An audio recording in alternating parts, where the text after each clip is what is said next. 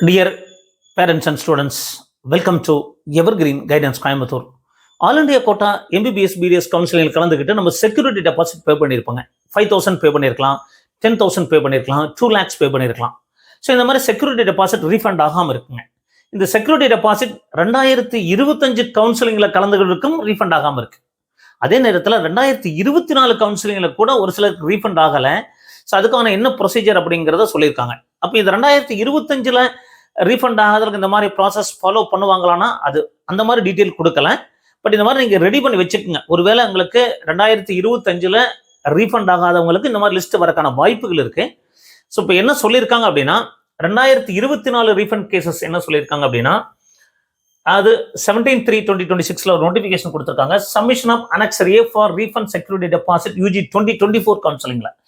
This is to inform that UG 2025 candidate whose security deposit refund is still pending.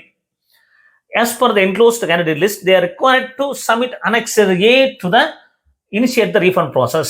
The candidate must provide details in the form of affidavit duly notarized on the court stamp paper as specified in the attached Annexure A.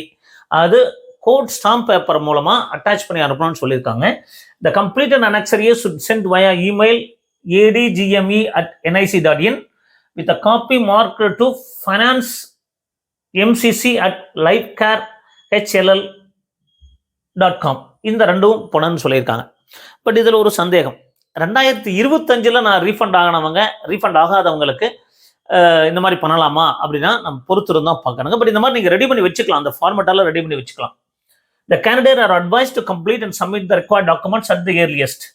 The incomplete or incorrect submit documents may result in delays in the processing the refund. இது 2024 கவுன்சிலிங்ல.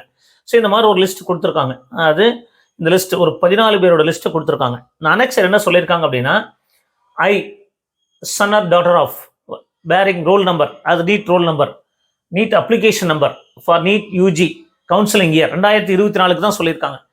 Is applying for request to refund my security amount in 2 lakhs or 10,000 or 5,000 பாருங்க. So I have participated in the NEET UG counseling for the year 2024. இது 2024 தான் இந்த மாதிரி கொடுத்துருக்காங்க. So I have paid in the earn amount to MCC to participate in NEET counseling. I am well aware that security will be refunded in case when the candidate has reported to the allotted college after round 2. Round 2 அப்புறம் நீங்க report பண்ணியிருக்கணும். So or has exercised right to take free exit. round 1 free exit பண்ணியிருந்தா இந்த மாதிரி கண்டிஷன்ஸ்ல இருந்தால் தான் எனக்கு கிடைக்கும். Otherwise my security deposit will be forfeited அப்படிங்கிறது தெரியும் அப்படிங்கிறதையும் மென்ஷன் பண்ணணுங்க. I request MCC to refund the security amount to the bank details as provided by me. என்ன பேங்க் டீடைல் அப்படிங்கிறது சொல்லியிருக்காங்க.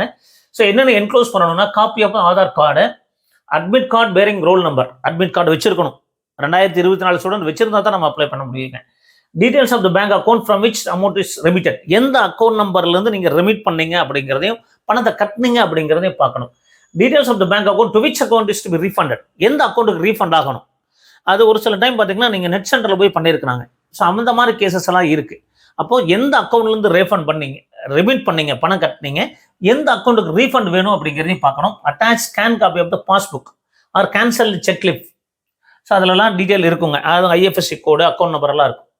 So I strongly responsible information furnished is true அப்படின்னு சொல்லிட்டு I will no longer claim any right to over the remitted amount அப்படிங்கிறது இதை வந்து scan பண்ணி attach பண்ணி அனுப்பணும். ஸோ இந்த ஃபார்மேட் தான் தமிழ்நாடு கவுன்சிலிங்கும் ஃபாலோ பண்ணுறாங்க. ஸோ இது வந்து ஆல் இண்டியா கவுன்சிலிங் 2024 ஒரு 14 பேருக்கு வராமல் இருந்திருக்கு. பட் 2025 நிறைய பேருக்கு வராமல் இருக்கு. 5,000 வராமல் இருக்கு, 10,000 வராமல் இருக்கு, அதே மாதிரி 2 lakhs வராமல் இருக்கு. அவங்க ஃப்ரீ எக்ஸிட் பண்ணவங்களுக்கு இதை பொறுத்திருந்து தான் பார்க்கணும். பட் இந்த மாதிரி நீங்கள் டீட்டெயில்ஸ் ரெடி பண்ணி வச்சுக்கோங்க. இல்லை அப்படின்னா நீங்கள் இந்த மாதிரி டீட்டெயில்ஸ் மெயில் பண்ணுங்க. பட் பொறுத்திருந்து பார்க்கலாம். இந்த மாதிரி நிறைய பேருக்கு ரீஃபண்ட் ஆகாமல் இருக்கிறது ஒரு கஷ்டமான விஷயமா தான் இருக்குது. 2025 கவுன்சிலிங்லையும் நிறைய பேருக்கு ரீஃபண்ட் ஆகாமல் இருக்குங்கிறத நிறைய பேர் நமக்கு கால் ரிசீவ் பண்ணுறோம். ஸோ கண்டிப்பாக ஒரு நல்ல முடிவு கிடைக்கும் நம்புவோம். ஸோ இந்த மாதிரி நிறைய வீடியோக்கள் பதிவு பண்ணுறோம். All India quota counselling, state quota counselling last 5 years நிறைய வீடியோக்கள் பதிவு பண்ணிட்டு இருக்கோம். ஸோ எங்கள் வீடியோஸ் எல்லாம் பிடிச்சிருந்தா மறக்காமல் லைக் பண்ணுங்கள், எங்கள் சேனல் பிடிச்சிருந்தா சப்ஸ்கிரைப் பண்ணுங்கள். மீண்டும் ஒரு நல்ல பதிவுடன் உங்களை சந்திக்கின்றேன். நன்றி, வணக்கம்.